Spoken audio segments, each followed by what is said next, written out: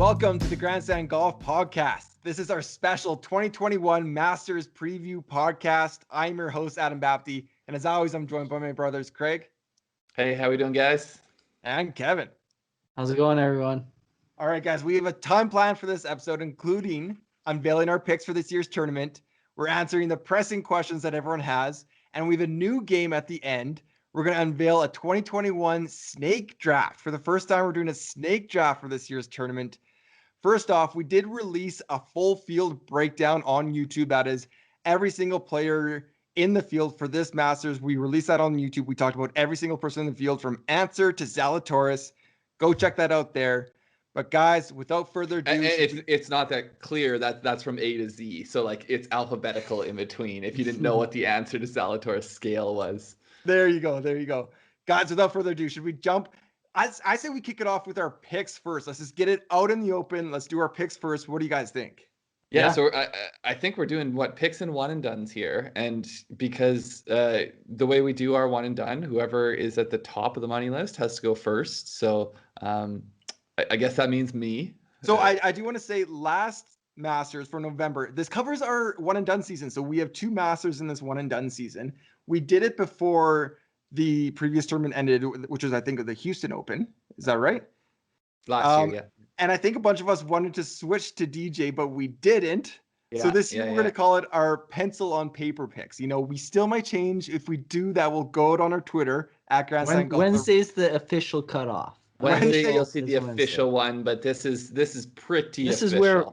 This is where we're going. It right needs now, to be somewhat extenuating circumstances. I also think last time I kind of shocked you guys. I kind of threw you for a loop with my pick last time. I picked Patrick Reed just because he seems to perform so much better at the Masters. Didn't quite work out for me. It looked like it might work out, and then he kind of didn't really get her done. But you guys ready for it? Yeah. I was just going to say one last thing. It's Friday night when we're recording this, so people know when it is being recorded. And just to be clear, are you announcing here, Craig, your one and done pick or your pick to win? So my pick to win and one and done are one and the same. They're the same person. This may come as a shocker. I'm going with Bryson DeChambeau. That is a shocker. Just so people know, you still have Dustin Johnson in your pocket. I still have Dustin Johnson. I still have Rory McIlroy. I still have Justin Thomas. I've got a lot of players left. Do you guys want to go ahead and then we can get into the picks a little bit more and dissect them? Sure. Does that mean I'm next? I think you are next. You're next. Yeah. Okay, I have a couple different ones. I'm going pick to win. I actually picked this person, I think, early January.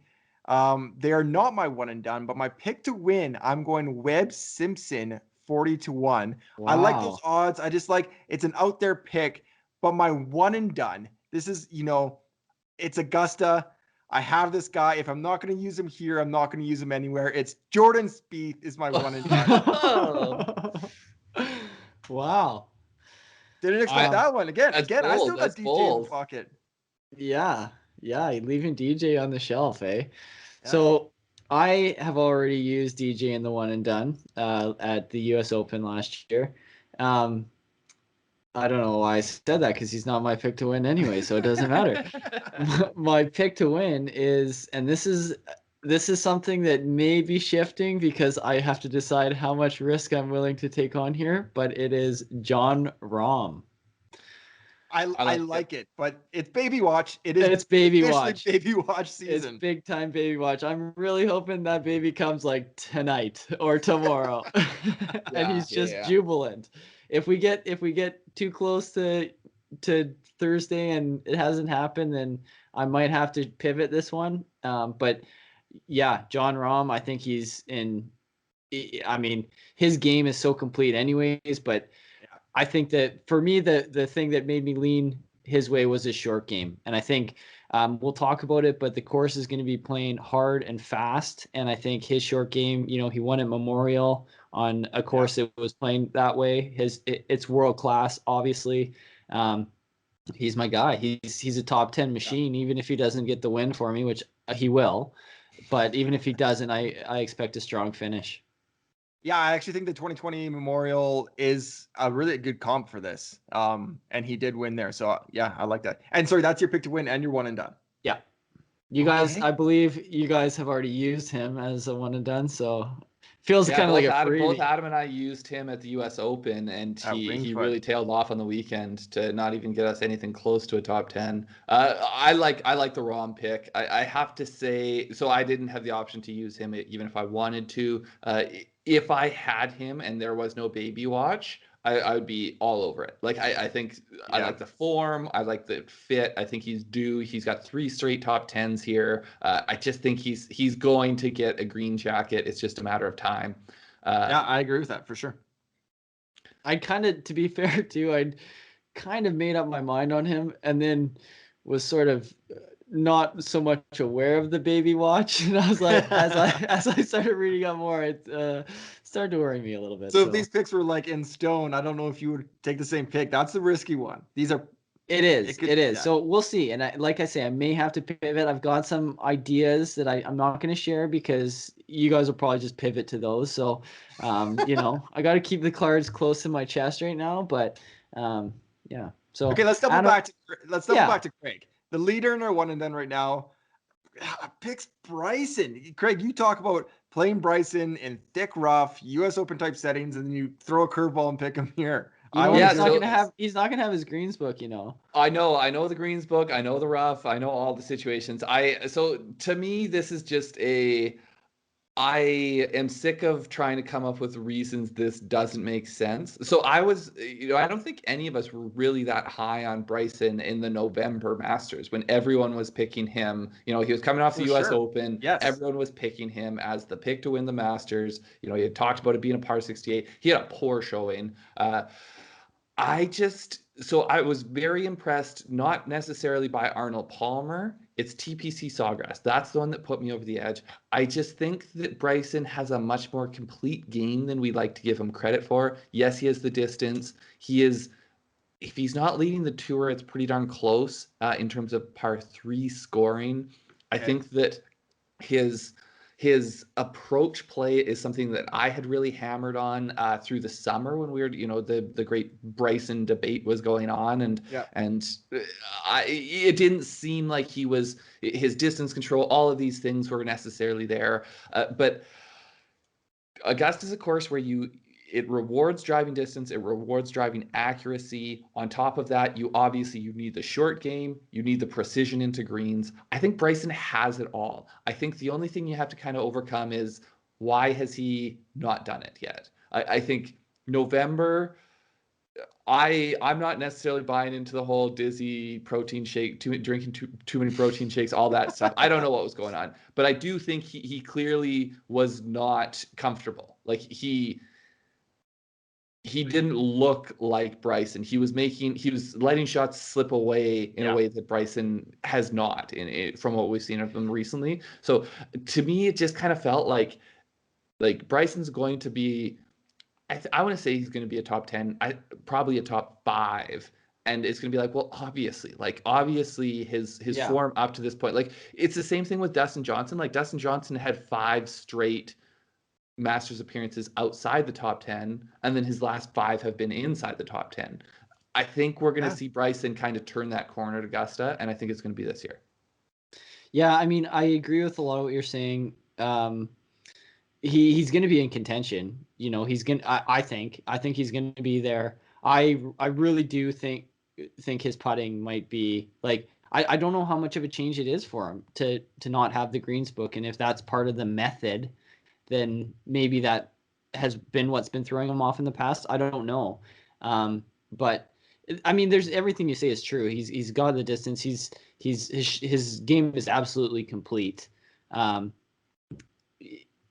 There's no reason he can't win. Absolutely. He can overpower it. That's why everyone was picking him in November is because he can absolutely overpower the par 5s. And that's only going to be more so if the balls are running out more than they did in November. So, yeah, I mean, in some ways, you could say it's his to lose. That's what everyone would say in November. Me, it's a form over history pick. Yeah.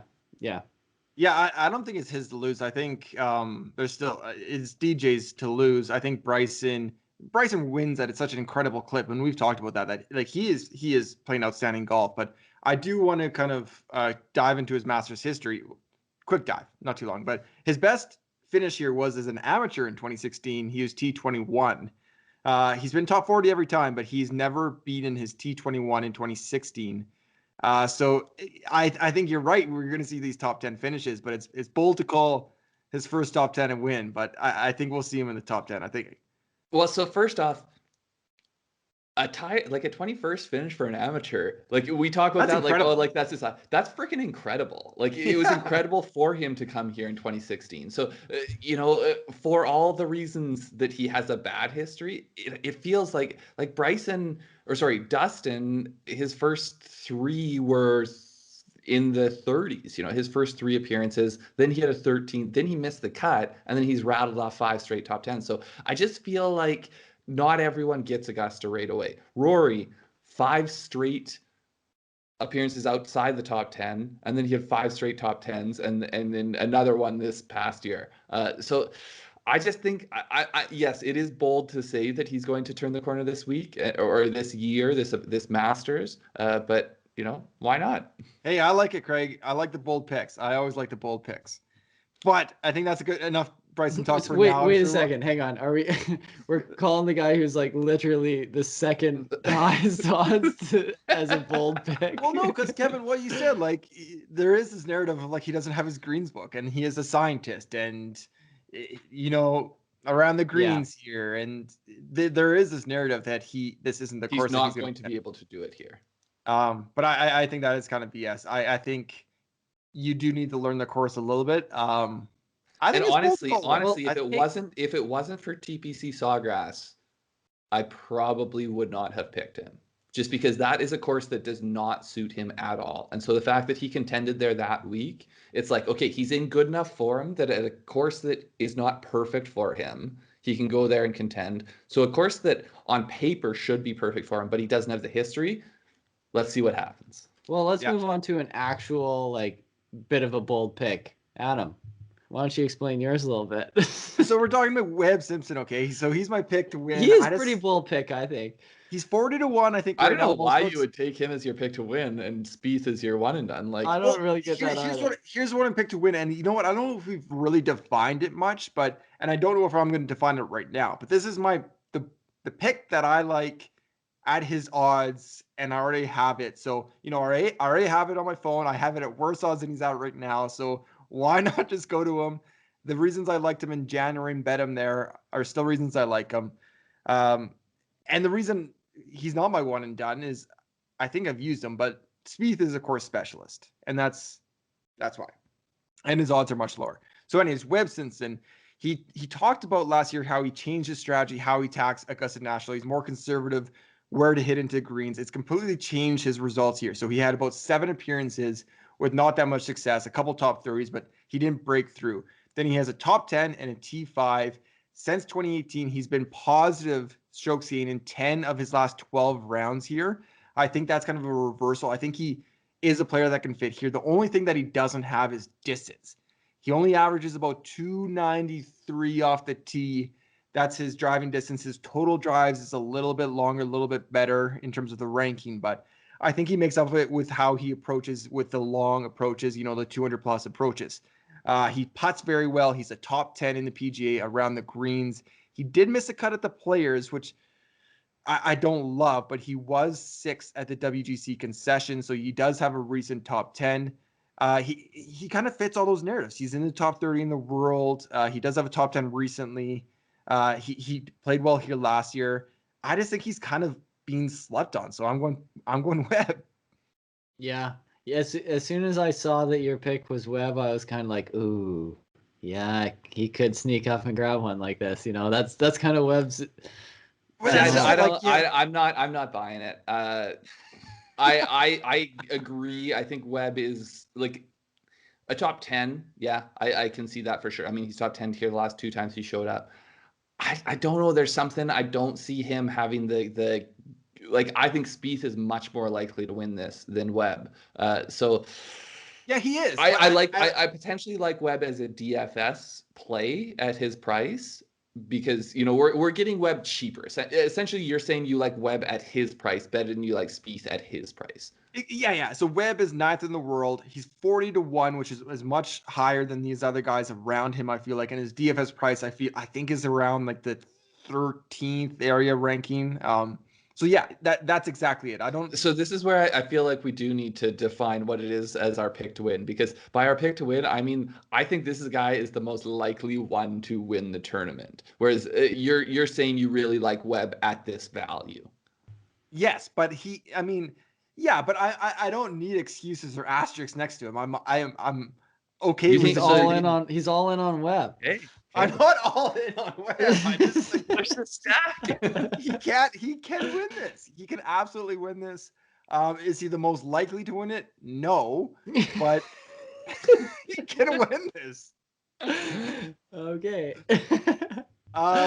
Let's move on from Spieth. Webb. So the one you're actually putting into the contest here is Jordan Spieth. Jordan Spieth is incredible at Augusta. I talked about this on our A to Z video. There's a moment in 2015, 2016 where he led Augusta for, I think, 7 consecutive rounds before he put the one in the drink and had his famous collapse. He is the one in the drink. Yeah. Okay. His collapse. Yeah. He's just an absolute Augusta specialist. He's playing very well right now. I get nervous in DFS playing Spieth. I get nervous betting Spieth. But one and done at Augusta, this is the time when I feel confident playing Spieth. Like, his form is exceptional right now. So to me, this feels much more like maybe my Patrick Reed pick in the fall, where like you don't think of using this guy at one of the most, the top 5 valuable one and done places. But because he's so much more valuable here than somewhere else, you want to do it. So Jordan Spieth, 7 appearances at the Masters, 4 times within the top 3.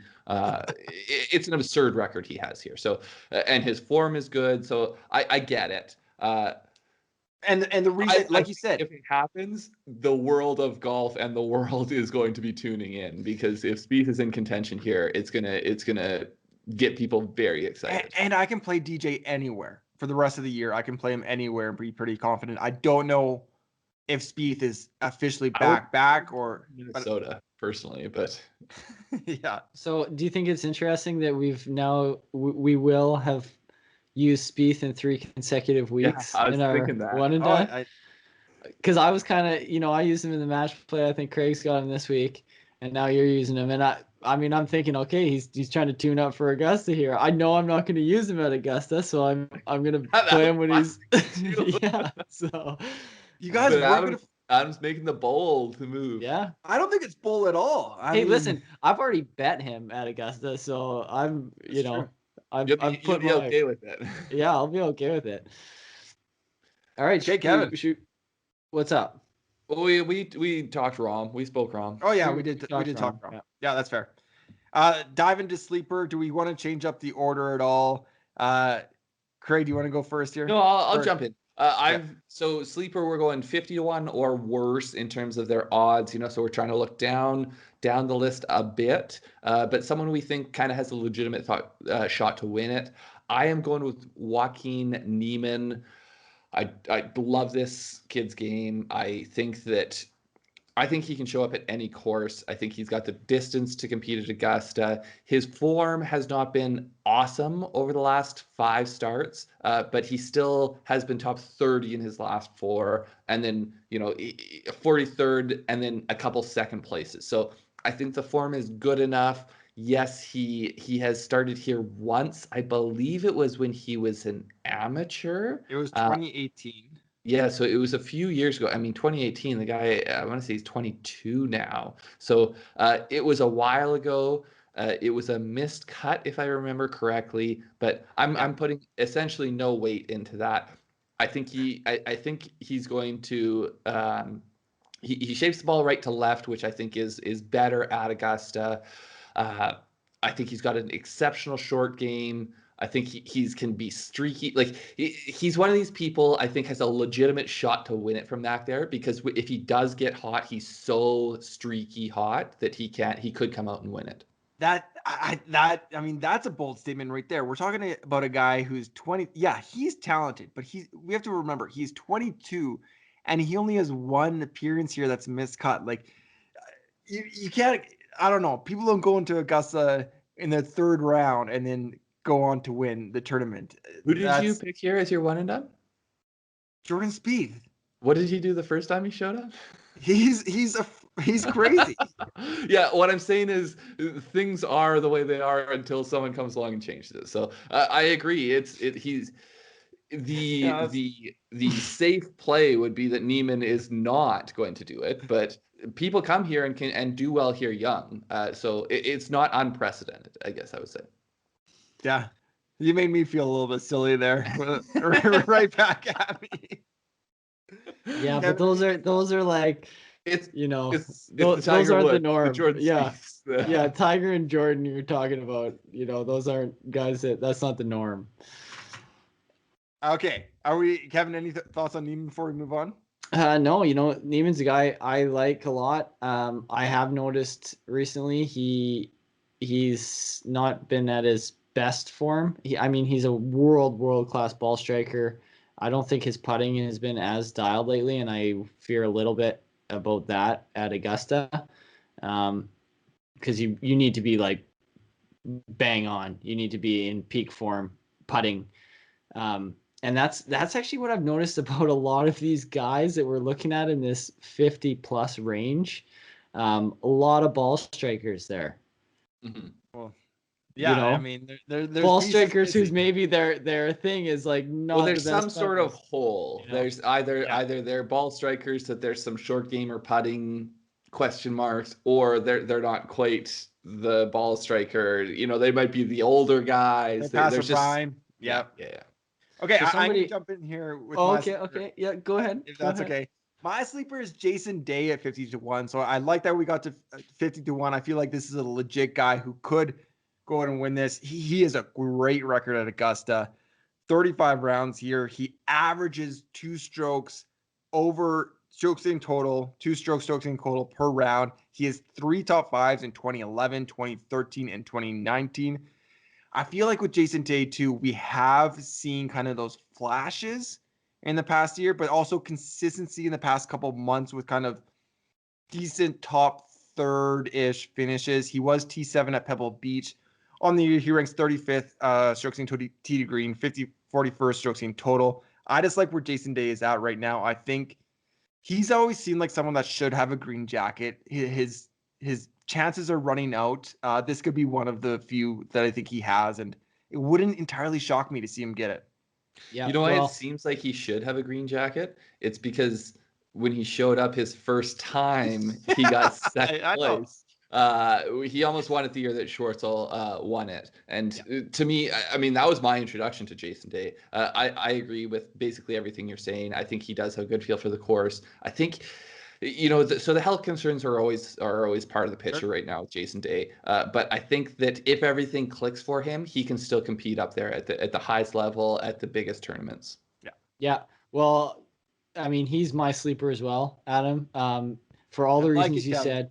For all the reasons you said, I think, like I was saying, I think in this range of guys at 50+, 50-1 plus, there seems to be kind of a hole in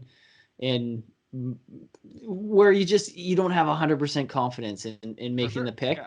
With Jason Day, I think that the only hole is kind of the uncertainty of his form. But when he's a former world number 1, when he's on his game, it's as good as it gets. And he's shown that he can play well at Augusta. He's got the length. He's got his putting when it's hot. It's red hot. I think he is a guy that can legitimately, if he shows up feeling good and things are going his way, then he can win it. Absolutely. Yeah. And I'd love to see it, honestly. Like you say, I remember that one with Schwartzel. Those guys were just trading blows on the back nine on Sunday. Like that was an unbelievable Masters. Yeah, it was good. That was 2011. If anyone's curious and wants to check out the everything's on YouTube right now. It's all on YouTube. Yeah, so, it's awesome. Yeah. Okay, that is our pick to win, our one and done, our sleeper. Let's do some fades. Craig, do you want to start us off with the fades or what? Yeah, sure. So I am going out on a limb. I am fading Dustin Johnson. Oh, wow. It makes no sense at all. And, I'm fading him just because I feel like he's kind of getting anointed right now. It's sort of like, there's a lot of people talking that how could Dustin Johnson not win this? To me, it's sort of similar to Bryson going into the Masters last time. Like, it's just whoever won the last major, all people can think is like, well, last time we saw them on this stage, everything was clicking. He broke records. He did this. Like, of course he's just going to walk in here and win again. Yeah. And he has 5 straight top 10. So, like, first off, the fade here that I'm looking for, if it's a 10th, I'm taking my victory lap because this is he will not win pick. Yeah, so last 3 tournaments, so this is counting the match play, which, finish position there is ambiguous at best in terms of the ranking, but 28th at the Master Play is his best finish in the last 3 tournaments. He was 48th and 54th. He does have the win this early this year over at the Saudi, I forget what they call it, Saudi Open or whatever it is on the European Tour.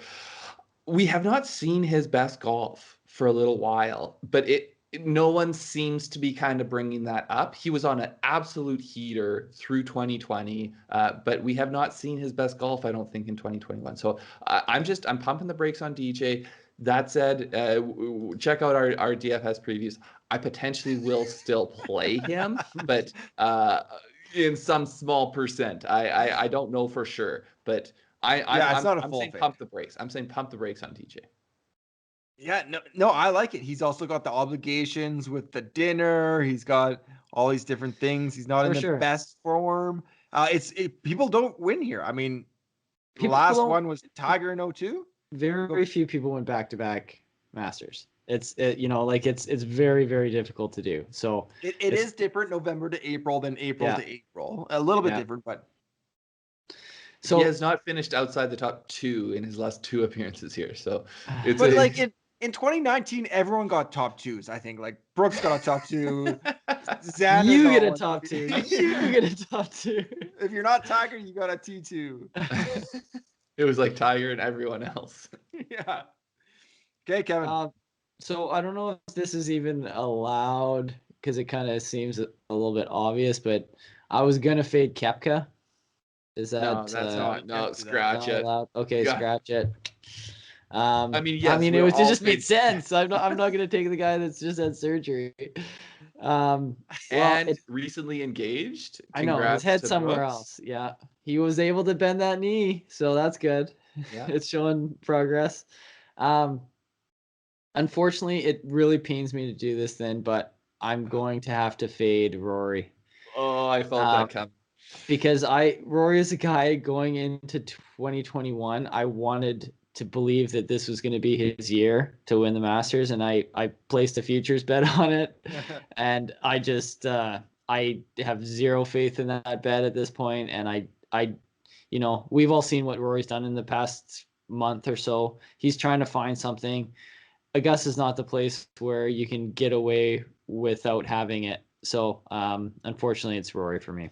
You know what? I was not super high on Rory until you just faded him. I think he's getting the fade pump. I think that's just exactly. You know what? I'd love it. I'd love it if I kind of think the same thing, Craig. I mean, like we talk about getting that career Grand Slam, and that's going to be over Rory for every single Masters he plays. So what perfect time to do it when you fall outside the top 10. Nobody's picking you to win. You just can show up.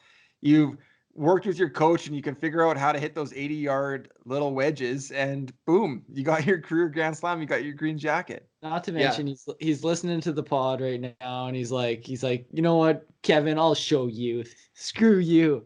Yeah, he needed the proper motivation. So I would say Rory, like to me, this is one of those fades that is appropriately aggressive because Rory can show up and have everything fixed, and it looks absolutely silly to fade him. But at the same time, he could, I mean, really him missing the cut at the Masters, like maybe if it's a US Open or a PGA Championship or the Open where it's a full field, but at the Masters, missing the cut is you've really taken the pie in the face. But And There's a range of outcomes for Rory, and I would love to see. I think all of us are big Rory fans, and we would love to see him figure it out and turn the corner quickly and get into form. But I was a little surprised no one took him for their one and done here. He was who I had penciled in for my one and done for a long time here, and I couldn't do it. And all this said, Rory could very well show up, like you say, with a few things figured out. He's the kind of guy who picks up shots on the field just with his distance and with his overall game. So he's gonna be. I wouldn't be surprised if he'd still top tens or something like that with his C game. But I don't think he's got his A game right now. Just real quick, 6 of the last 7 years, Rory's been in the top 10 at Augusta. Worst finish in those 7 years is 21st place. So one of the things about Rory, I think, was one of the things that makes it tragic about Augusta and Rory is that his game is so well suited to do well here. Like being as long as he is and being accurate with that is a deadly combination that Augusta is one of the places that it just is perfect for. And so we'd love to see him break through and win, but he's a fade for now. He was my one and done pick here last year for the November Masters. He had a horrible Thursday. It looked like he was going to miss the cut. Through his next 3 days, he did battle back for a T5. Wasted Rory.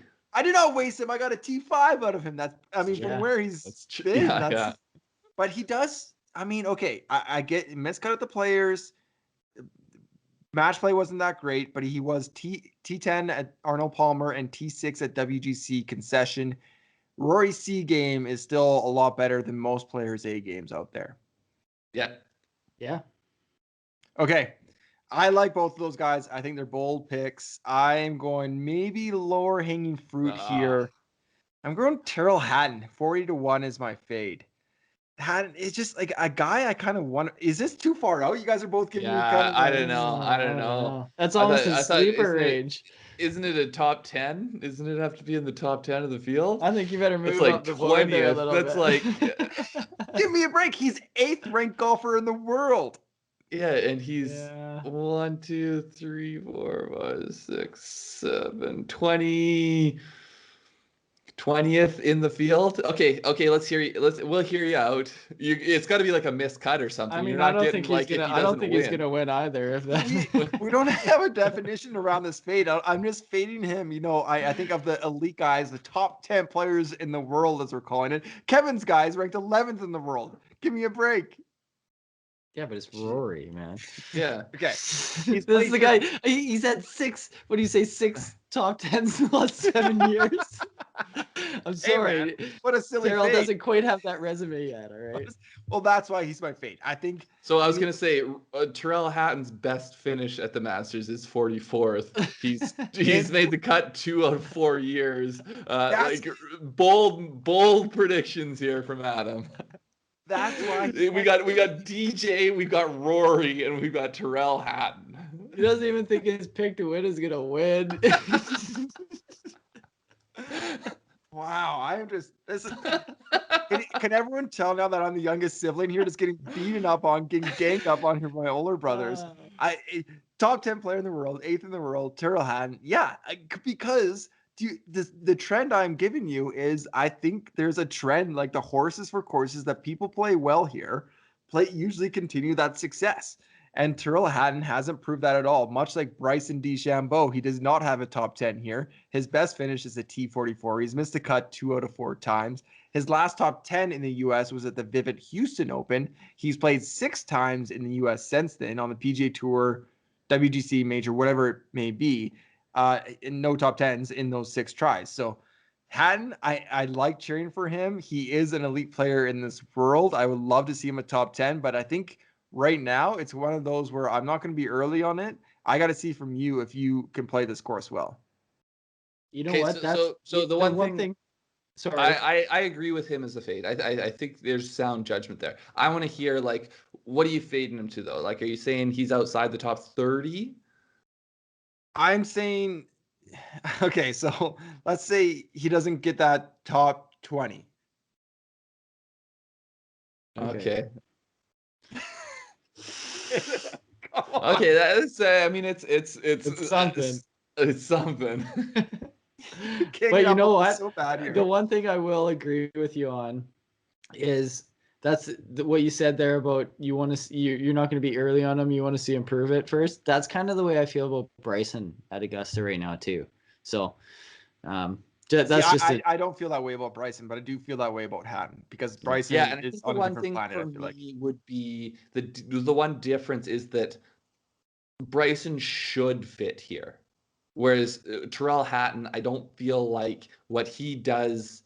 Like, he's not super long off the tee or super accurate. Like, he's a great approach player, but Augusta is one of these places, like, it does demand, for the most, like, unless in the few aberration years, it demands you have distance off the tee. And you're gonna miss with approaches at Augusta. You're gonna be in spot like if you hit every green exactly where you have to, then yeah, you're probably going to be doing pretty well, but that's not the case. You're going to miss some greens and have to, lean on your short game. Mm-hmm. Yeah. Okay. Well, I took a little bit of a beating there. Let's move on. Well, I still. You lick your wounds? The last one that's on our pick sheet every Wednesday when we send it up before the tournament is top Canadian guys. We're from Canada. We like to represent the Canadians here. Craig, do you want to go first with the top? I want to go first here. Okay. Kevin's calling it. I'm feeling good about this. We got our boy Corey Connors playing well right now, but that's not who I'm going with. I'm going to go with my boy Mackenzie Hughes. I love his short game. It's top notch. It's what he kind of, I think, leans on as much as anything. And I think it's going to serve him well. He's a grinder. He plays hard courses well. I think Augusta's going to be playing very hard, especially compared to November. I think some of these guys, he didn't play in November. I found out after I picked him. Really hurt your Canadian pick to win last time. So I think that a lot of these guys who have just played in November maybe will not be prepared for how it's gonna play. And I think he's going to grind his way out to a solid finish, and that's why I'm picking him. Yeah, I was very impressed with Mackenzie Hughes at the match play. We have not seen the best form from Mackenzie. I feel like since last summer, fall, he was in really good form, and then we hadn't seen anything. Some decent finishes, but nothing great. And then he was very impressive at the match play. I do agree. He kind of almost has like that. I mean, it's a different game, but he's got that Mike Weir short game, I want to say, and so it keeps you in a lot of things when you have that short game. Yeah, I agree. Craig, are you going the same route then? No, I'm going Corey Connors. While I do like Mackenzie Hughes, I just can't deny the form that Corey Connors is in. I think Corey Connors is playing great golf right now. His ball striking is so good. If he can putt in any way, then I feel like he'll do well.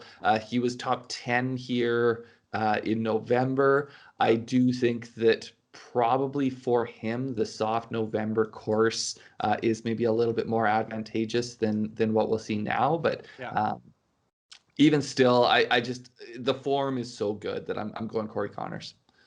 Yeah, I'll echo that. I'm picking Corey Connors. I think he is kind of the obvious choice here for top Canadian. He ranks 12th in the PGA in strokes gained tee to green for the season. He's such an elite ball striker. I can't believe you did Mike Weir like that. I can't believe nobody took Mike Weir. Have people not been watching the Champions Tour lately? The guy's tearing it up. There hasn't been that many events. The Champions Tour did pretty well recently.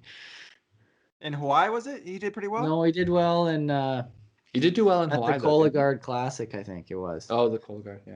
Hey, he won me money as a top lefty last year. I won't forget that. He did me well last year. Okay, that is our pick sheet, guys. That a lot of different takes, some bull picks there, some not bull picks apparently. Let's move past it. Let's talk about, so we had that November Masters, which is a little bit different, I think, for everyone, for fans, for golfers. A lot of people having their first Masters in November are coming back. rumors about Augusta National. Let's talk Augusta National for a little bit. Rumors are, I think Jordan Spieth said it ahead of his Texas Open press conference. It's from what he's heard, from what he's seen, it's firm and it's fast. Quick thoughts, Kevin. You're kind of the Augusta guy. It's of course, like the back of your hand, despite never being there. What do you think about the 2021 edition? I love it. Well, if that's true, and it's playing firm and fast, I love it. I would like to see a hard Masters after. I mean, it didn't really have any teeth in November, and I think guys went out and got it. I read a quote from Paul Casey talking about the one shot that proved it to him was on one of the days when he had a 6-iron into number 2, and he just took dead aim at it and just plopped it right down beside the pin, and it just hit and stuck. He's like, right. In April, that ball takes one hop and goes over the gallery kind of thing, into the patrons. And that's the way it's bouncing off concrete. It's like a cart path bounce. Exactly. And that's the Augusta I love. I didn't like it when these guys were able to just kind of hit and stick anywhere on these greens. So yeah, I hope we see a winning score. I don't really care about the score, but I hope it's not, I hope it's down there just because guys are struggling and making bogeys, and it's not just a birdie and eagle fest. Yeah. It's awesome when good shots are rewarded with good scores and bad shots are punished. And I don't know that was as much the case in November. So yeah, I'm really looking forward to this. I think that with the firm, fast conditions, the cream really does rise to the top. And, we will be in for a good show on Sunday if that happens. Yeah, I tend to agree. And the other change we have is we're going to have some patrons back. There's going to be, I don't know exactly what that looks like. I don't know if anybody that's not part of the club. You got to be a CEO basically to know what's going on probably. But I mean, we saw, Sung J Im and who else was up there last year? Cam Smith. Do these young guys, is there a little bit more pressure when you're playing Augusta with some patrons there? Absolutely. I think so. So I think it'll depend a little bit on the size and tone of the galleries. I think if it is quite small and it's quite close to sort of the membership, sort of close in terms of their families and friends, and that would have the feeling of the more of the corporate box suite type. So it's going to be a very different feeling than if it's, I forget what it was at the Waste Management, but say 10 to 15,000 somewhat rowdy types. But Augusta is never it's never Waste rowdy. Management. There's very strict rules. But I think that but even just enthusiastic, you're not necessarily going to get the roars from your corporate suite person that you're going to get from. I think you do at Augusta. I think that they get excited to be there, and they're absolutely. I mean, just like anybody else. Sure, I'm just hating on Warren Buffett, or what do you guys are defending the well, average I don't know. age I mean, of I think 75 membership at Augusta National. You got Michael Phelps behind the tee, and I mean, there's mini earthquakes, and you get that's someone close. I don't know if you're getting those types. I think you're going to get a much more subdued crowd. Well, I think, but I don't know, if that's based on anything. It's patronage or something. I don't know what they. I don't know what your where your source is for that opinion that they're just going to be the corporate suite. I don't think he has crowd. Or if that's just I can't tell you. Who knows? I'm not gonna sell all my sources like that. I'm not sure that what the crowd's going to be like, but I think it's proven in these tournaments lately that have had some crowds back that it does make a difference, and there's enough of a whether it's a roar or just a murmur, whatever it is, people a buzz, and I think that will be noticed on Saturday, Sunday, especially if for you're sure in one of those last groups. And from what I understand, I've never been there, but from what I understand, the sound carries through Augusta, and so even if it's just a buzz, there's going to be a buzz. It's a different feeling. It's an energy to it. I think some of these guys really Rory has talked about it. Augusta, but I do think one of the things, and I mean more in terms of the history and in terms of a lot of questionable background to Augusta National and the Augusta National Golf Club. But one of the things that I do appreciate in terms of their absurd level of control that they impose upon the Masters, we don't get the Yahoo crowds. Like I hate it when you have a bunch of drunk guys yelling as soon as someone hits a shot. Like it's just, to me, that takes away from it. I love a crowd where like everyone's like reacting to the golf. Yeah. And like, ooh, like, you get ooh from 10,000 people. people around a hole. That adds an awesome emotional element to it. Someone yelling "Baba Booey," I hate that stuff, Yeah, But mashed potatoes or. Yeah, exactly. That's just me. So real quick, I think one of the other things that you kind of have to talk about with the difference between November and now is going to be the organic matter on the balls. I mean, they were, I don't think, ever going to consider going lift, clean, in place at the Masters, but there was a lot of dealing with mud on the ball. There was a lot of people, I think there was a couple of times on Sunday that DJ potentially would have gone at par fives, but he had mud on the ball, so he hit little skimmers to lay up into wedge range and in the process try to clean off his ball, and then he made birdie on both those on the back nine. So I think potentially that will come into play, but I'm just so stoked to see this course play firm and fast. I think they also protected the course with some pin placements, I think, that were different than normal in November, in part because they didn't want, there was no funnel pin on 16 because they were aware, I think, of what DJ could potentially do in terms of a score, and they don't really want that to happen in a year where it's not playing to kind of its full potential. Yeah, I think they will take as much control over the course as they can. A minus 20 score is not something they want to see. And we might talk about it a little bit later, but I don't think they want to see those kind of winning scores.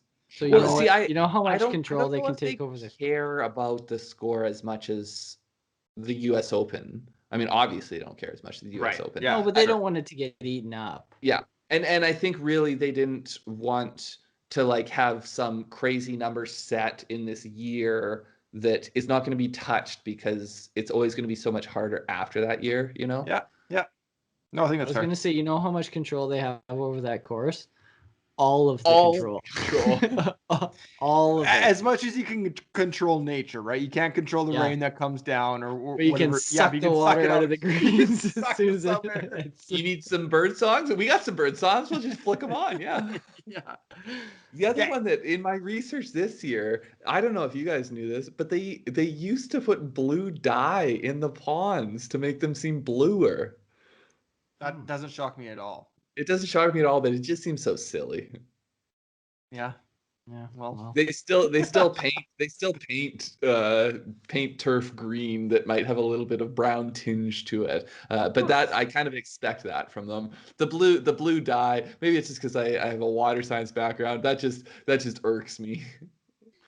Yeah, I wish I was surprised, but I'm not at all. Not at all. I just can't believe none of the courses I play put that like white strip around the cup, like after you sink the cup in, it's just like dirt. It's just like dirt.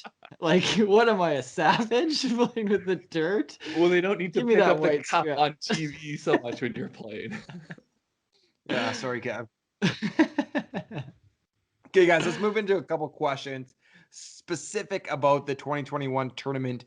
As I kind of mentioned before, there was a lot of kind of first timers this year, or maybe 2019 because they didn't qualify for 2020.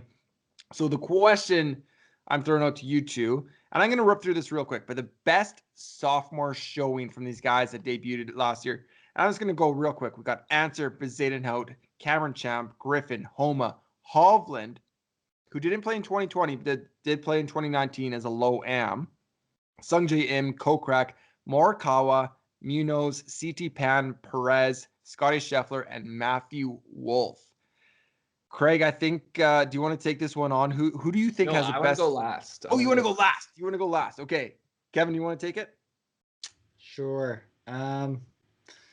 Well, Craig's going to take probably Hovland, so I'll leave him on the board for him. Well, why don't I just go with my boy Max Homa? I think he's a smart player. He's playing well, and yeah, I think he loves the course. He has talked about it on his podcast a lot, how much it means to him to go to Augusta, and how we've all seen all the shots on TV is our whole lives, and how cool it was to go play it and everything. And yeah, I think he's in pretty good form. So he missed the cut, but he was right on the number, I think, or he maybe made a bad swing, I think 2 holes before or something like that, made a double or something. He should have made it, I think. Yeah, he was right there. So he missed it, but not by much. And yeah, I mean, I think his game kind of fits Augusta pretty well, actually. So I could see him. If there's any course that kind of compares on the PGA circuit, it's Riviera. There's a lot of people that have won both at Augusta and Riviera, so maybe there's something there. Yeah, I think to me with Homa too, the form is awesome. 7 of his last 9 are top 25s. He only has the 1 miscut at Players, which I think he was fairly close on, and it was coming on his 8th straight tournament. It does seem, because Kevin's the resident Max Homa homer. Oh, we all like Homa, I think. Well, for sure, but it seems like it might just be a homer call, but it's not. Like he has a legitimate form for that to be a very reasonable take, I would say. Yeah, I agree. Well, Kevin didn't take him. I am taking him. The reason I put him in this list is why I'm going to take him. Viktor Hovland, who didn't play in 2020, but is back for 2021. He was low amateur in 2019. I love Viktor Hovland. I love his game. He's kind of has the same form as DJ. Really kind of great to start 2021. I mean, he went 2nd, 6th, 5th, 2nd, kind of in consecutive tournaments, and then has fallen off. 49th miscut. I mean, thanks, Mom. 42nd match play. I don't know. I love Hovland. I think he's going to play this course very well over his career. So I think, kind of chipping into that top 15, top 10 would be kind of a really good stepping stone for him. Contending would be awesome. I love Hovland. Yeah. I can't argue with that pick, really. Like, he could come out and play exceptional and be right there. Yeah, I would say it's definitely something that my heart wants to see. I don't know if I necessarily expect it, though. It's just, I don't know. Maybe it just feels to me like he's lost a little bit of the edge he had. Like he was playing potentially the best golf of anyone there. He was really on the heater for a little while. Yeah. And it's been 42nd. I mean, that's a match play finish, but 42nd miscut, 49th. It just feels like maybe he's lost that edge, but I would absolutely love to see that. Okay, I feel like the obvious one for me is to go with Colin Morikawa. I'm not going to do it. I just assumed someone was going to go with Morikawa, so that's why I went last, is because I wanted to pivot off him, but I'm just going to do it anyways. I'm going Jason Kokrak. I think that is a pivot. It is a pivot. We've got bold predictions coming up. This is not even my bold prediction. I just think, so he's got 3 of his last 4 are top 10s. The one that wasn't is the match play. He's a great driver of the ball. He's a great putter. We saw the win from him at Shadow Creek in Las Vegas. CJ Cup. Yeah. At the CJ Cup.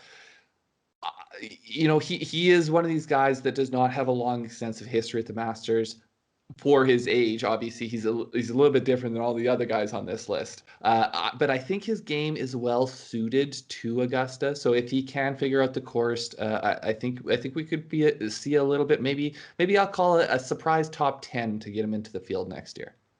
Wow, I like that. He has been sneaky good. His world ranking is 33rd, and even just talking about him in our A to Z show, I kind of forgot that he was 33rd in the world. Like I just kind of forget that he's that high. No, okay. Yeah. I have nothing to say. I mean, I have very, very little feeling about where Jason Kokrak's game is at. I don't get to see him play much. Don't know. Fair. Don't know what to say. Any thoughts on Morikawa? Morikawa. The one thing I'll say about Morikawa that I was looking at him. He hits a fade. A fade isn't ideal for Augusta. I know he hits it so tight, it's probably fine, and I'm sure he can work it the other way if he has to.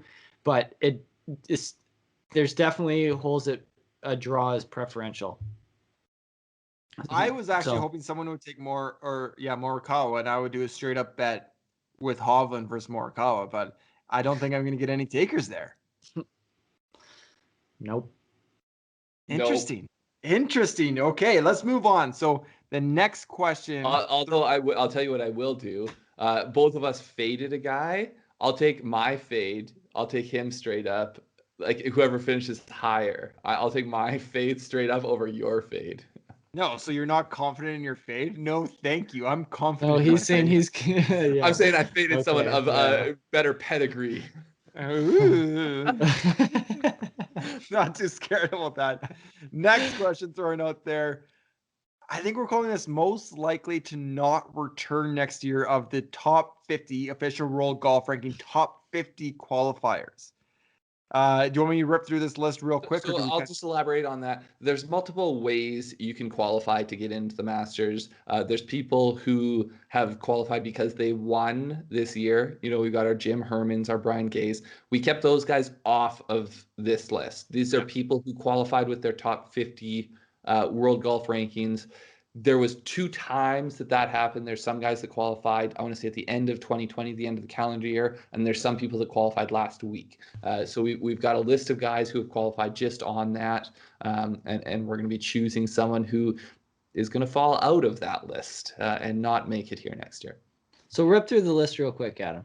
We got Matt Fitzpatrick, Tommy Fleetwood, Perez, Bezaden Ho, Justin Rose, Lee Westwood, Matt Kuchar, Bernd Wiesberger, Ian Poulter, Matt Wallace, and then newly in after the match play was Bobby McIntyre, Will Zalatoris, a couple of your guys tugging at your heartstrings right here with those two, and last, Brian Harman.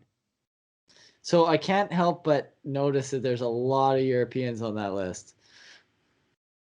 So expand on your thoughts. Well, I mean that it's a double-edged sword. I think partly that could be because they play fewer PGA Tour events, and so they don't have as many chances to win one. I know there's also a theory out there that guys that play a lot on the Euro Tour, their world rankings can get somewhat boosted from that due to the strength of field. So maybe there's something there, but just something I noticed as I was looking at the list here. You're noticing something, and you're saying theories where you're not taking a stance either. Okay. Well, no, I think you can. I think the first thing you said though, there is some weight to that. That you know, a lot of these guys have wins. Yeah, they do. Most of them do. It's just that the wins they have in the tournaments they play every week don't qualify for them under the other category. So, you know, whereas a Max Homa qualifies with his win, and he's also top 50 in the world now. He's not on this list, but these Euros are. I got you. Okay, that's fair. Yeah. So the guy I was drawn to initially, just because of the way he had been playing up until like 2 weeks ago, would be Matt Kuchar. Yeah. He was really like dropping like a stone in the world rankings there, but kind of found a foothold somewhere and is latching on now. And actually playing pretty decently this week as well. So, but why not? I'll say Kuchar. I mean, he's also at that age, I think, where it feels like a natural fall off is coming. So I think that's a fairly reasonable take. Yeah, I mean, Matt Kuchar, it's bizarre that he's playing the week before after going the distance at the Del Match play. I know he's got his sketches so he can continue to play golf, you know, all day and all week and every week. They're not New Balances. Those things a cushy ride. He's got an incredible record here, so it wouldn't entirely surprise me to see him get that top finish. Well, and that's the other thing. Like some of these guys might top 10 at the Masters this year, which, you know, so maybe they're not top 50 in the world next year, but they've got their exemption. And that's how CT Pan's in the field. Yeah. Yeah. I didn't even think about that, and the way Kuchar's playing like right now, that may very well be the case. So, anyway, I'll stick with him anyways. I'm going with Bernd Wiesberger. The reason being, he has fallen in the list since 2020, since the end of 2020. He's right now 47th. But crucially, he has 2019, he has 3 wins on the European Tour that'll be coming off the book, and 7 top 10s that, as this season, like before the next cutoff time essentially for this, those are all coming off the back end of his world ranking. So I think he's got his work cut out for him to maintain his position. Yeah, I think that's a pretty fair one as well. I would tend to agree with that. Okay, I'm going to go with Justin Rose. Ooh. Oh, give me a break. Come on, that's not surprising to you guys. Well, it's surprising, because you love him at the Masters. He was number 1 in the world to start 2019. We're in 2021 now. How much he has fallen. He loves his course. I researched him extensively before the 2020 Masters as one of the best players playing to not get his green jacket. He went the stretch with Sergio. He says he loves his course. He thinks he's going to win here at some point in his career. But like Lee Westwood, you need to make sure you get your spot. And there was times when Lee Westwood wasn't playing again. Like he got it through the Open, and now he's battled back with great play to be in the top 50 in the world. I don't know what Justin Rose is going to do to turn around his game to get back to the Masters, but he needs to do something. Yeah, he's got some serious numbers coming off the back end for him too. He was tied for 3rd at the U.S. Open in 2019, so that one will come off. He had won the Farmers Insurance Open that year. I mean, those do start to really fall off in terms of points, but even still, he was 3rd at the Wells Fargo. So he's got a lot of points that are going to be coming off his ranking, and he could. I mean, he was 1st. He could continue to plummet down the rankings. Yeah. Where's he at now? He's 39th right now. 39. Yeah. It's a full year away. This Masters is not coming up in the spring like it did for November 1. Yeah. Now that was a sad one. Let's get back to a happy. happy. Okay, kind of depressing. Who's gonna suck next year? Sorry, guys. Yeah, there's positive energy out here. Best returning winner, a winner that hasn't won in the past 10 years. So I'm gonna rip this off real quick. Yep. So for this one, are we talking like highest finish, or because these guys are kind of unlikely to win?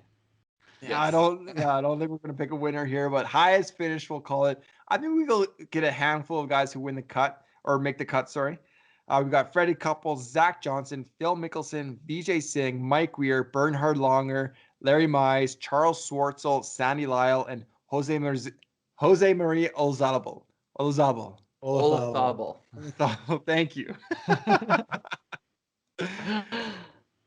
Okay, I'm gonna take it. I think the guy that has the best chance to finish here, I don't know, maybe he will surprise you guys. I'm gonna go Zach Johnson. I mean, he's really, I feel like, of this group, the PGA pro in here that, I mean, still is competing week in, week out. Charles Schwartzel maybe a little bit, but he doesn't really have those finishes. So I'm going Zach Johnson. I feel like it's a pretty safe, easy pick there. Yeah, I think that is. I mean, it feels like the person who is the most relevant still from there. He had started to fall off, but after the Wyndham last year, he really, he rallied to make the playoffs, and then he has played decently since then. I'm going to change it up, though. I'm going Charles Schwartzel. He was 25th here last year. He missed 2 cuts the years before that. I'm gonna cross my fingers and hope. I'm going with Schwartzel. Maybe he can replicate whatever magic he happened to find last year. Well, I'm gonna go. There's only one guy on this list that's still hitting bombs, and it's Phil. All right, I like it. Why not? Phil the Thrill put together. The one thing about Phil is really 4 rounds is a tall it's task. a tough ask. Yeah.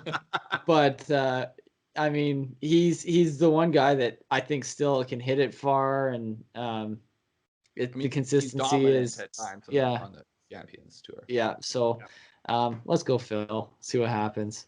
I like it, Kevin. Drop those thumbs. Give those thumbs up. I like it. Okay, one more question before we jump into our snake draft for the Masters. It is bold prediction time. Who wants to start off here with a bold prediction for the 2021 Masters? Well, I'll start it off because you guys might disqualify this from being a bold prediction, and I might have to come up with a new one. It's tough. It's a tough crowd tonight, Craig. So I think this is a bold prediction, but you guys are able to disagree as long as it's respectful, as long as you respectfully disagree. I am just gonna say Dustin Johnson finishes outside the top 10. Would you guys? That's a bold prediction, I'd say.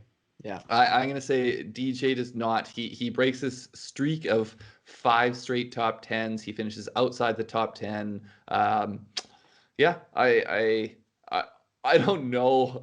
I don't have a ton of faith in this happening, but I just kind of have a gut feeling that that everything worked for him last time. I think he might have borrowed some karma from tomorrow, and that's gonna come due here.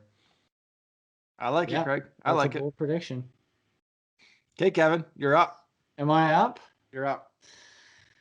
Well, I'm going to say, as my bold prediction, despite picking Phil Mickelson as the best returning winner with a chance, I guess, I'm going to predict that Mike Weir finishes inside the top 30. Is that bold enough? Oh, that's a bold prediction. That is bold. I would have said, I'll give you Mike Weir makes the cut as a bold prediction. No, I don't. That wasn't bold enough for me.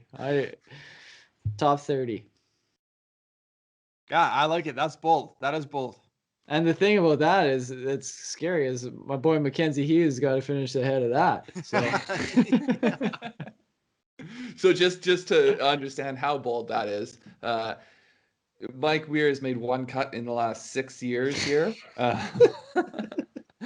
If we go back a few more, it is 2 of the last 10. So I probably would have given you a made cut as a bold prediction, but listen, you know what? He goes to the Champions Dinner. He remembers old times. He's freed up out here. It's not like there's any expectations for him on the Champions Tour. He's playing well. He's been really tuning up his game. Get those wedges dialed in like he did when he won it, and make some putts, Mike. Yeah. Let's do it. Those par 5s can be 3-shot birdies, 4-shot birdies, 3 shots to the green. I was picking up what you're putting down, Craig. Don't worry.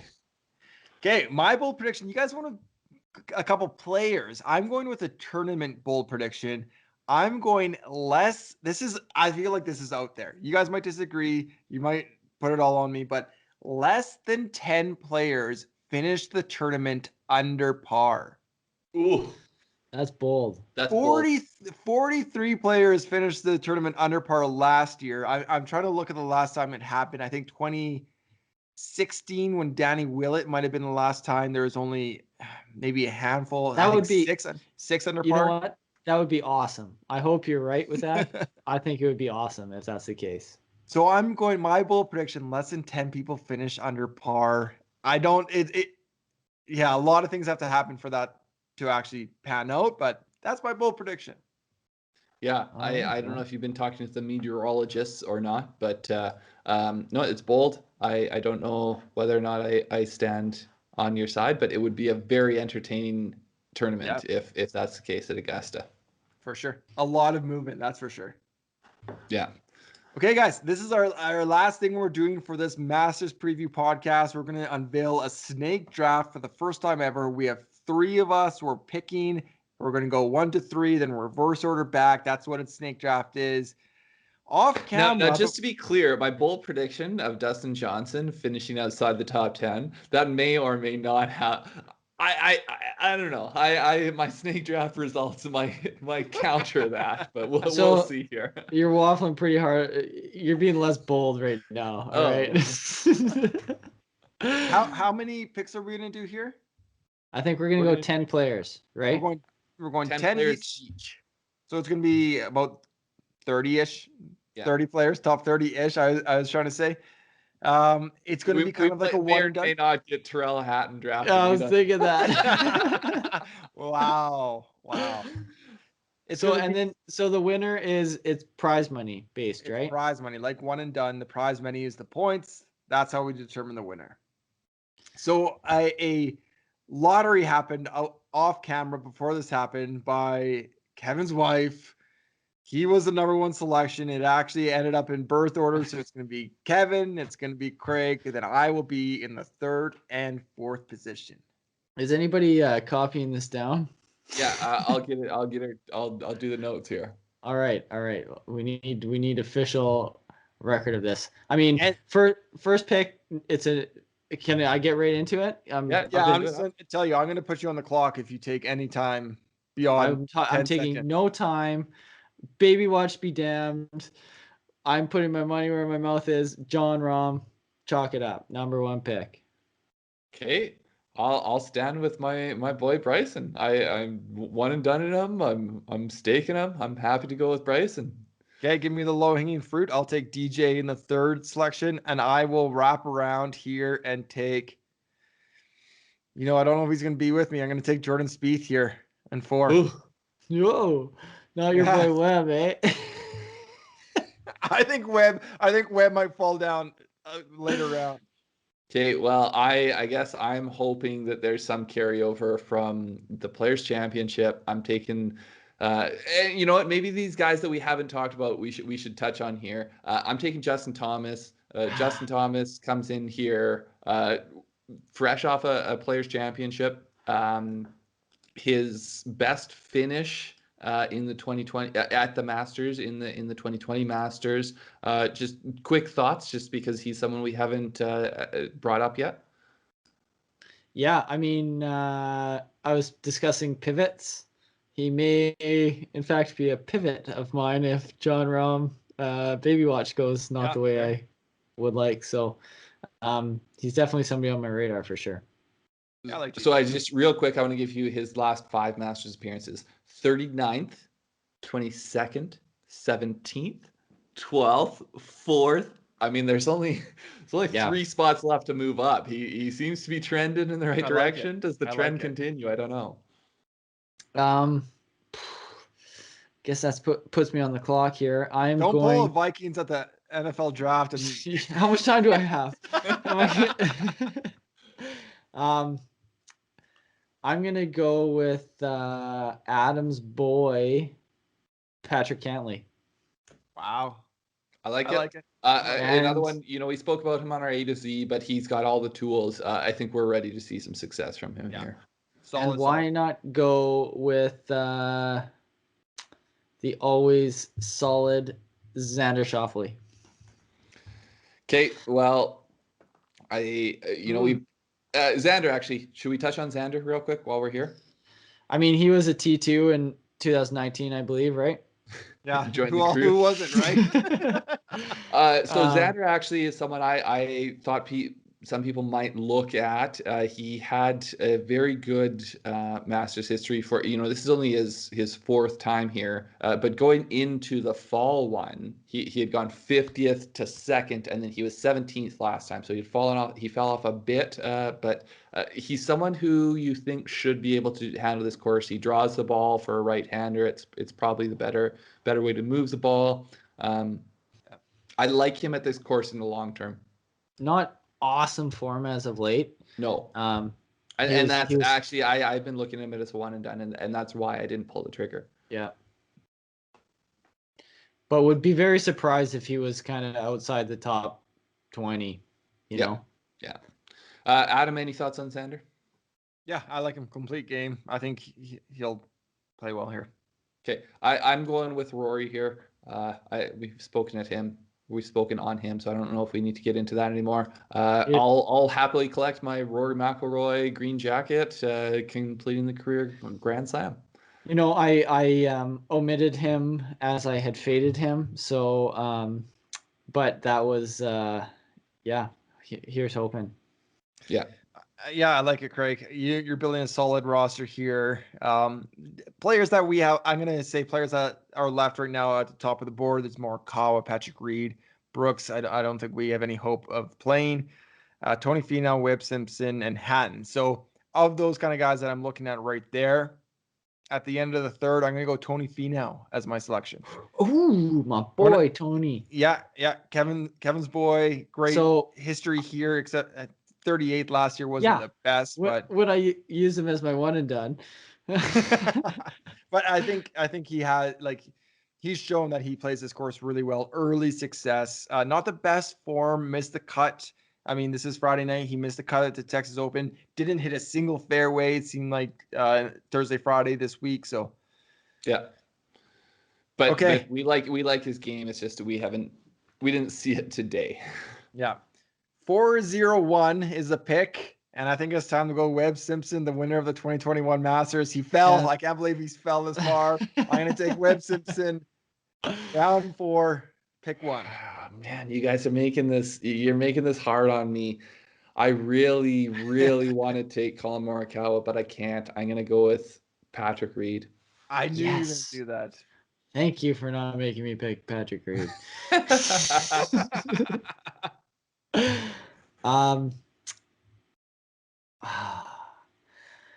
Okay.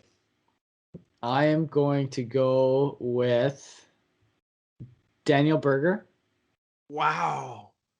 So we had him ranked 18th here on the board. So that seems like okay. End of the 4th round. And I will go with someone who I haven't talked about lately, although I've referenced him a lot on previous podcasts about how he will one day be wearing a green jacket. Mr. Cameron Smith. Wow. Kevin's mixing it up. He's taking some intriguing choices here. Well, I feel like this is just too good to be true. I'm gonna take Colin Morikawa. I consider taking him over Patrick Reed. If the putter shows up, I think he's someone who could be a champion here at some point. So I'll take it and just ride the volatility of the putter. Very interesting. Adam's torn because the auto draft might be his fade, Tyrrell Hatton here. The auto draft is Tyrrell Hatton, number 8 golfer in the world, as you guys know, as I've spoken about at length on this podcast. But I'm going to skip over him. I'm going to skip over the next guy for a second here. I'm going to go Victor Hovland as my pick. What are you guys looking at, by the way? Oh, you're not in this The spreadsheet in her notes. I was going to say, that's not my rankings at all. I don't know. You potentially have better rankings. These are based on DFS pricing. So okay. These are in no way any better than any rankings you're potentially looking at. Yeah. No, this is my gut rankings. There's a guy that's sticking out a little bit lower down the board, but I play with my heart sometimes as well as my head. So I'm going to go Lee Westwood. Where are we at here? How many rounds are we? That was the start of 6, I think. Okay. 601, Lee Westwood. I don't have a ton of time on the clock here. Considering Adam's fate of Tyrrell Hatton, last year's second place runner-up, Sungjae M. Oh, I don't like the options here. I really actually wish Cam Smith was still on the board. That would be a nice one to have.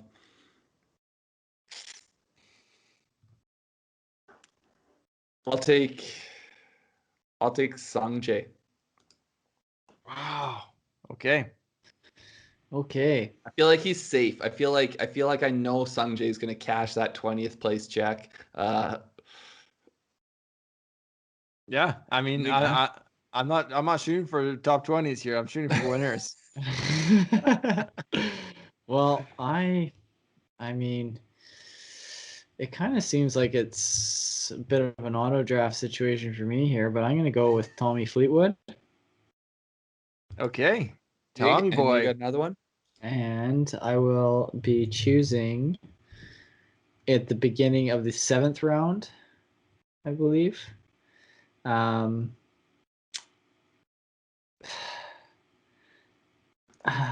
Someone who has a long history here is Paul Casey.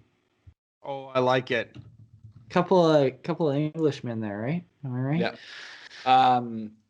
Okay, well, he just keeps falling to me. I'll take Tyrrell Hatton.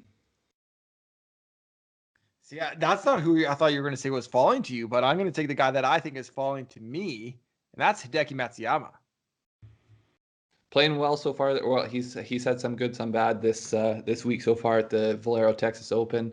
I chose him as the showdown play for Saturday, so you can count on him having a bad Saturday. But what do we got here? We're through 7 rounds, correct? The start of the 8th round, I see on the board, I got Scotty Scheffler here. I think the fatigue factor is going to kick in. We got Matt Fitzpatrick. You got to like where his putter is at. But then we got some ball strikers. Oh, Paul Casey is taken here, right? So I'm going to knock Paul Casey off the list. Yeah. Again, I don't know if this is picking with my head or not, but I'm going to go Sergio Garcia. Sorry. Is it your pick or is it my pick? I think that was the second of his. Yeah, it's my pick. He went Hideki. Got you.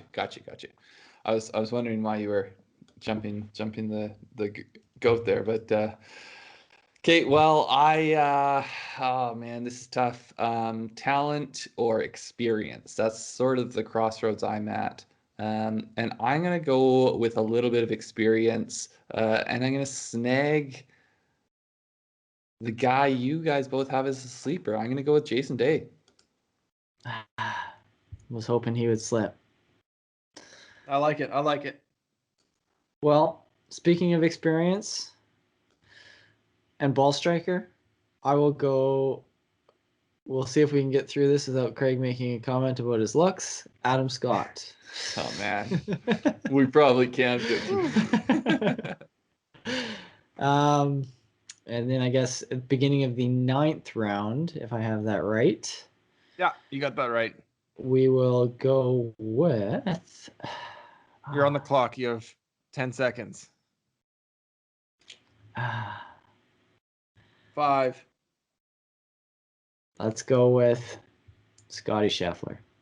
Oh, I'm sorry. Brooks Koepka was auto-drafted to you. Yeah, we'll give you Scotty Scheffler. Sorry, what was the first one there? Adam Scott. Okay, I've got to look at what I'm doing here. I'm going to take my sleeper pick, Joaquin Niemann. Joaquin Niemann comes off the board. Interesting. So this is round 9, right? So I'm finishing up my draft right here. Is that right? Yeah, you've got your last pick. Oh, I feel really confident about my first pick.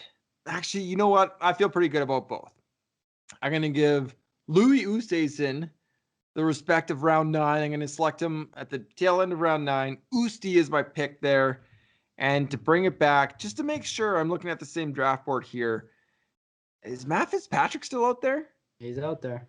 Mm-hmm. I'm taking Matt Fitzpatrick. I feel like that's an easy one to round out my draft. I feel great about my draft. I'm going to take Matt Fitzpatrick. Okay, well, I feel like everyone knows who I'm taking. You say people don't win here in their first time showing up? Oh, Will Zalatoris may really Z. I'll take Will Zalatoris. Well, give me my boy. Give me Homa. Wow. Give me Max. Why not? Max Homa. So we leave on the board. We leave Bubba Watson. He's playing pretty well here. Abe Answer surprises me a bit more than Bubba Watson that he got left there. Yeah, Abe, I was thinking about Abe. Yeah. Okay, Kev, I don't know if you can see these in front of you. Maybe I'll just read them off. I can pull it up. Craig, go through your team real quick here. Yeah, I'll go through mine. I've got the clearly the best team. I've got Bryson, I've got JT, Rory, Reed, Colin Morikawa, Sungjae, Terrell Hatton, Jason Day, Joaquin Niemann, and Willie Zalatoris. It's pretty good. I think you got a good shot at like 7 to 8 through the cut. Possibly a couple top 10s. Yeah, I like the prospects for you there. I mean, you guys know that I don't always do enough research for all of these, and often I'm picking with my gut. But what I've learned is that my gut is accurate when it comes to Augusta, and I am loving my team right now. And I would be shocked if this team isn't the winning team. Rahm, Xander, Cantlay. I mean, they're probably going to tie for first, 3 of them. Berger, Cam Smith, Fleetwood, Casey, Adam Scott, Scotty Scheffler, and Max Homa. Great. I love that team. Augusta is not a science. It's an art, isn't it? It is an art. Thank you. Yeah, I feel like every pick I wanted fell right into my lap. I won Dustin Johnson, Jordan Spieth. I reached on, but I feel really good about it. Tony Finau, Webb Simpson, the winner.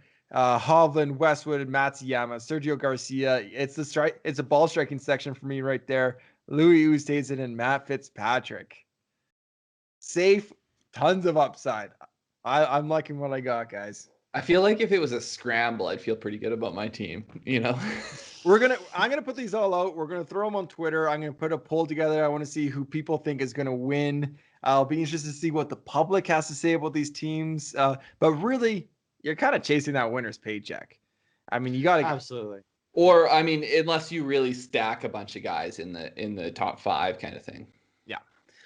Okay, guys, I think that is our Masters preview podcast. We're getting to about 90 minutes here. I think that's a really good preview. We talked about our picks. We penciled them in on paper. They're not written on stone yet. We got some with Baby Watch, but we got our picks in. Now just to be clear, the Snake Draft affords no substitutions. Absolutely not. No substitutions. Ooh, Kevin, you're doubling down on that with Rom. Yeah, exactly. I like I said, I'm putting my money where my mouth is. I like it. That's risky.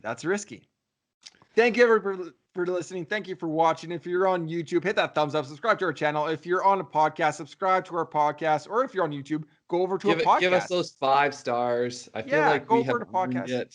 Subscribe to the podcast, leave a review. We'll talk about that maybe on our Postmasters, review show. So make sure to leave a review. Thank you everybody for listening. Enjoy the Masters. Good luck. Can't wait. We'll see you next time. All right. See you guys. See you, everybody.